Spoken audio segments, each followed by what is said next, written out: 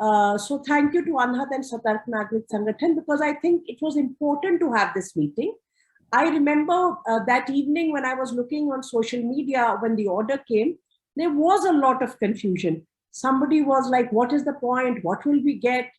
There was also a lot of comment, which is very typical of social media, and to which at least I don't waste too much of my time reacting to, that why is it written in this language? Why is it not in firmer language?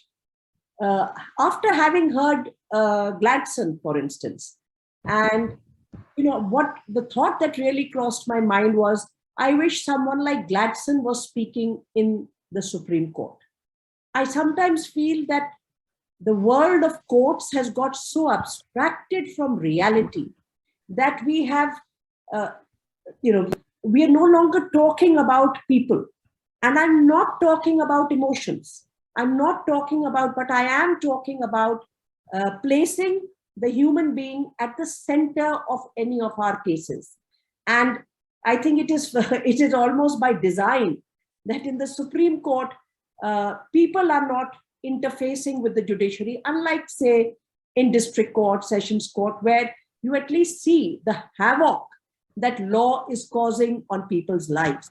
And having heard the kind of mayhem that a law like sedition, UAP, etc. are causing, we can also see why this order, interim though it is, plays an important role, both in providing relief to those who are either apprehending arrest or who are unable to speak up or who are already behind bars.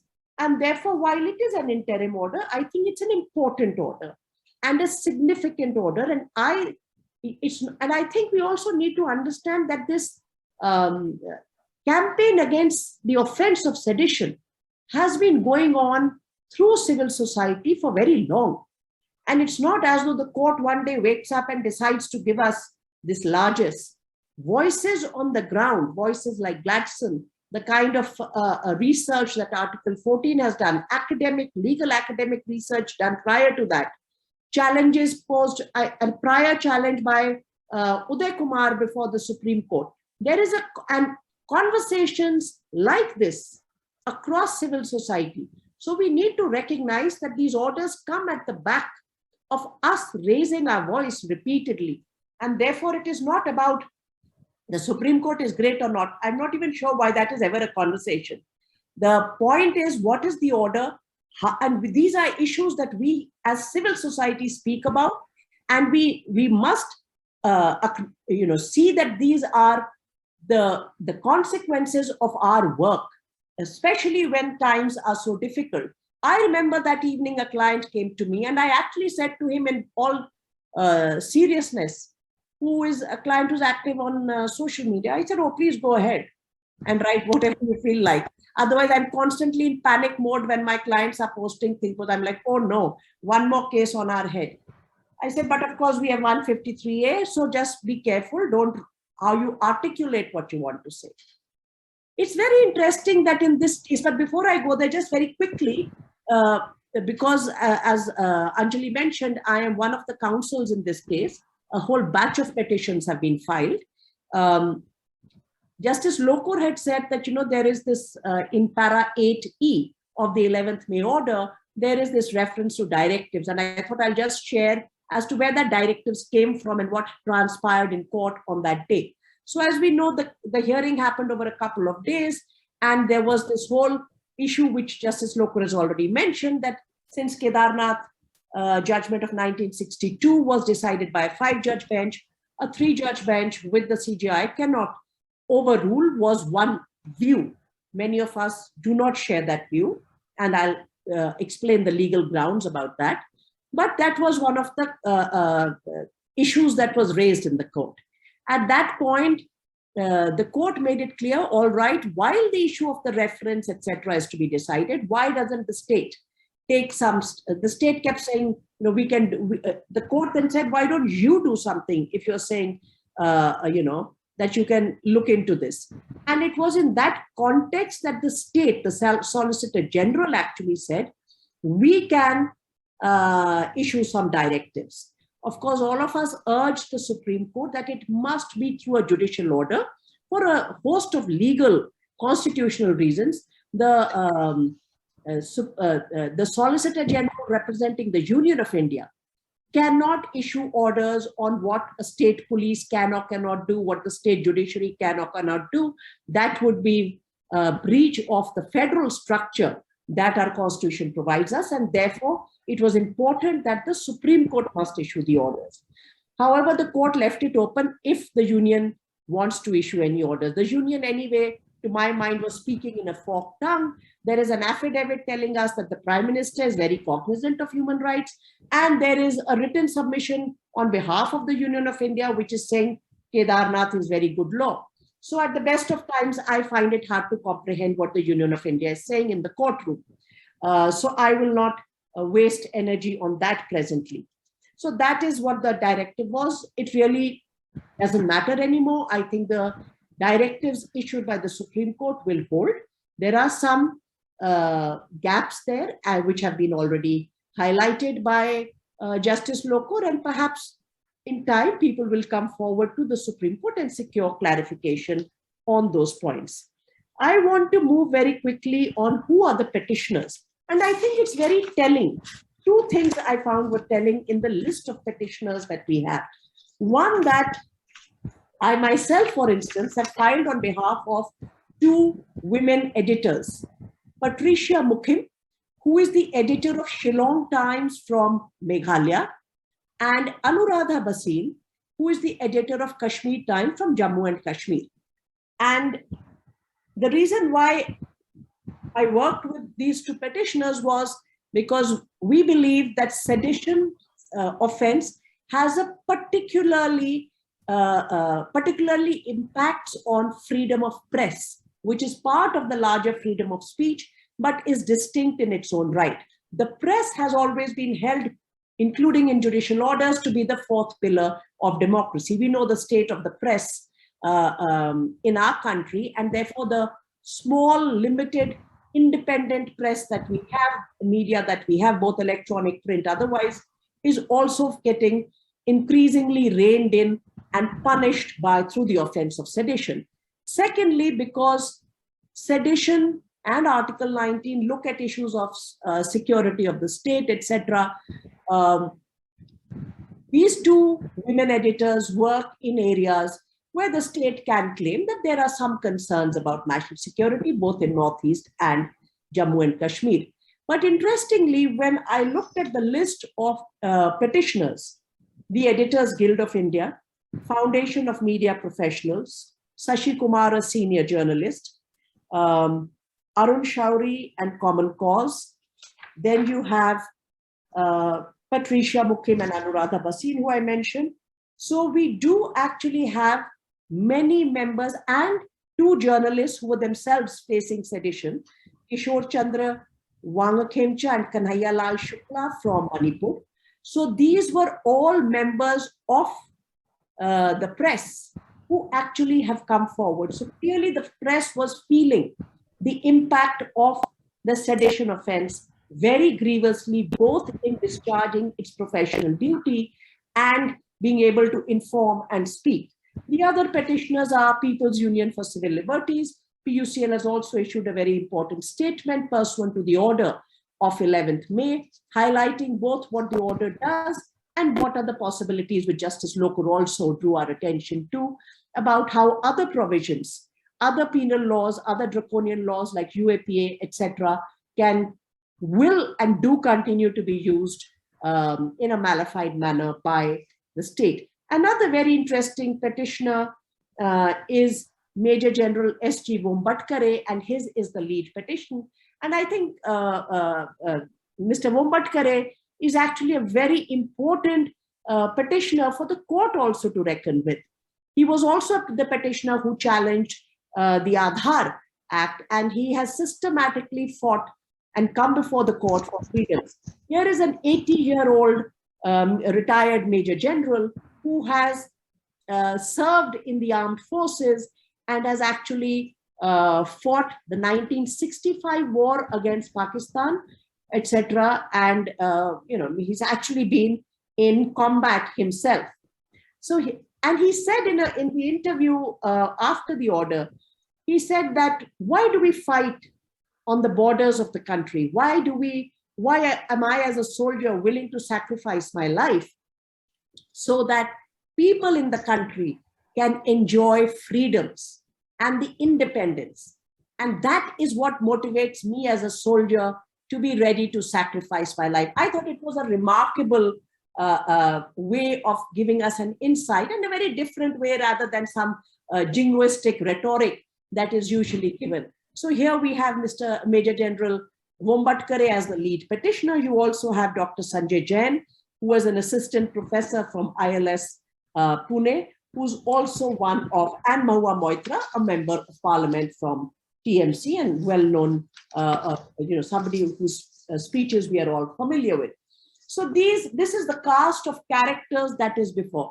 And I think what is telling, which strikes me particularly after listening to Gladstone, there are two things. One, of course, that there are a large number of members of the press. The second, that individuals have found it very difficult to come forward. People who are directly impacted, and my guess would be from one's own experience of work is twofold. One, once you have been embroiled in these cases, you really don't have the resources or the stamina to continue entangling yourself in long drawn legal processes. So what comes before the court is then representative in character. And very often the Union of India is like, who's before you? Who are these people? Who are these PIL petitioners? Who are these busybodies? And people are dismissed like that, which I find extremely objectionable. It is really these people who are able to come forward in a representative capacity, because those who you have targeted, you have actually been able to target them so severely that they no longer have the stamina. And they definitely have the capacity, but the capacity to come forward and embroil while you are actually dealing with your own cases and trying to see what to do with them. So there is a reason why the individuals, whether in Jharkhand or in Tamil Nadu, find it hard. And I think that's what I mean when I say sometimes perhaps the Supreme Court is so removed from reality that it doesn't know what their lived experience of ordinary, particularly marginalized groups in this country has become. And that is what these representative groups try to take to the court. Of course, we know that in a court of law, it is the grounds on which, the legal grounds on which and I'm going to take 5 minutes just to talk about them. So what we know, it's a colonial provision. It came actually in 1870. It was in Macaulay's draft. For some reason, it didn't appear in the 1860 law. And then James Stephen introduced it in 1870. So when India becomes independent and the constitution comes into being, it is a watershed moment recognized by the constitution. And thereafter, every provision, every offense, every law must meet the test of constitutionality. Otherwise, it must be struck down. That is the principle. And fundamental rights chapter comes in only for one purpose: to rein in the power of the state, to center stage persons' liberties and freedoms of citizens, and to ensure that the state cannot have excessive or arbitrary power and must be accountable to all citizens. And that is, and for that, the power of judicial review of the constitutionality of a provision is given to the Supreme Court or to the High Court, both constitutional courts. The Kedarnath judgment was decided at a time when, and we know that the Constitution of India is a dynamic constitution. Through interpretation, it has been transforming itself as our understandings grow and as we as a republic grow. When Kedarnath Singh was decided, the reigning understanding of the court was that you have to show whether an offense or any provision of law is violating every singular article fundamental right guaranteed in Chapter 3. That understanding changed in the 70s with what is called the R.C. Cooper judgment of 11 judges, and said that you have to take 19, 14, 21 articles all together, and you have to see whether the challenge that is given, what is its impact, what is its effect on lives of people, and not just what the objective was. Secondly, these are not in silos. These freedoms move together and they don't exist in watershed compartments. And that new understanding when we are saying before the Supreme Court that you don't need to go to a larger bench, it is because what was good law at the time of Kedarnath is over. 11 judges overruled it in 1971. In Puttaswamy, the Aadhaar case in 2017, again it was reiterated. So Kedarnath was passed at a different time. That is no longer good law. And therefore, these matters need to be heard even by a 3-judge bench. Anyway, that's a technical point. They can send it to a 7-judge bench. We are ready to argue before any bench. But the way in which the constitutionality of Kedarnath was looked at, that is no longer good law. Secondly, and this is very interesting, at least I found it interesting, when Kedarnath was made, when sedition was made an offense, till 1973, it was a non-cognizable offense. It becomes a cognizable offense only when the Criminal Procedure Code comes in 1973 through an amendment.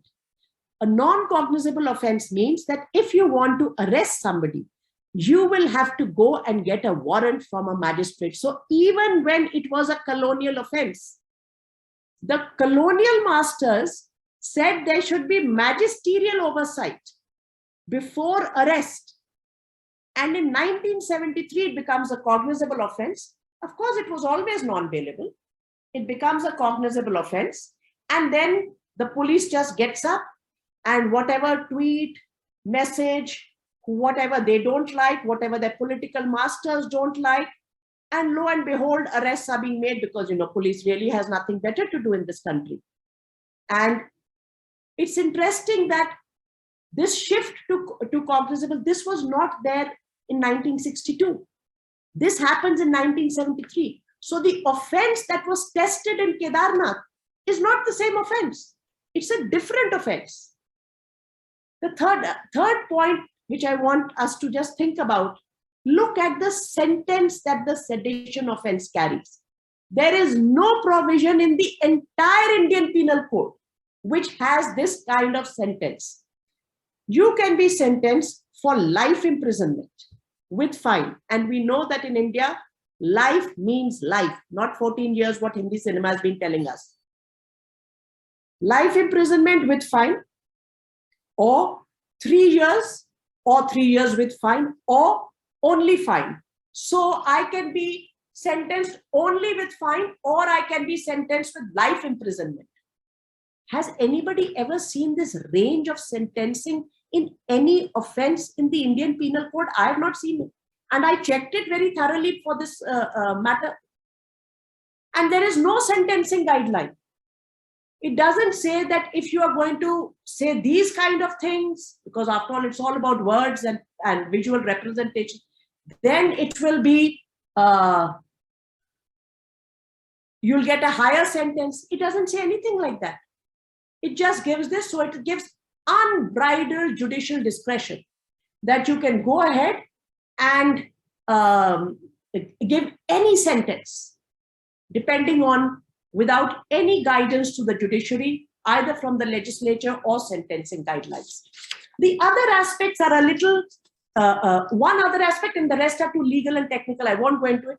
Look at the offense, the way it is drafted. So the cardinal principle of criminal law is that the offense must be drafted with precision, because you cannot have an offense that has some dhila definition, and because then nobody will know whether an offense is being committed or not. And why I should know what the offense is, I should be informed by law. so that I know what I'm not supposed to do. Now, the words used are so overbroad. They are so vague. They are completely, it's impossible to have a precision with which to read them. And that is what gives the state and its agents complete arbitrary playground for malafide and vindictive arrests. For instance, the word like disaffection. And I would disagree with Justice Lokur. I think there is a huge difference between government established by law and state, and we should not concede that distinction. I can have disaffection to government established by law. I am a citizen of this country. I am casting a vote. I may not have voted for this government. I can openly stand and say, I have disaffection to the present government. It is not an offense. It cannot be an offense in a democracy. Otherwise, how can you be a democracy? So words like disaffection, which Kedarnath tried to narrow down and say only if there is an intention or tendency to incite violence. And we know what has come of that. Gladstone has told us, Uday Kumar will tell us more, and we all have different experiences of different states. What the Supreme Court writes and what the policeman and the politician does on the ground, because nobody is held accountable, there is mayhem going on in the name of the authority that they have. And therefore, I will stop there to say that this provision needs to go because it is legally unsustainable. And while welcoming the order of the Supreme Court, with the gaps that it may have, I still think it's a significant and important order. Our campaign to repeal sedition and all other draconian provisions must continue, and I hope the Supreme Court hears the matter at the earliest. Thank you.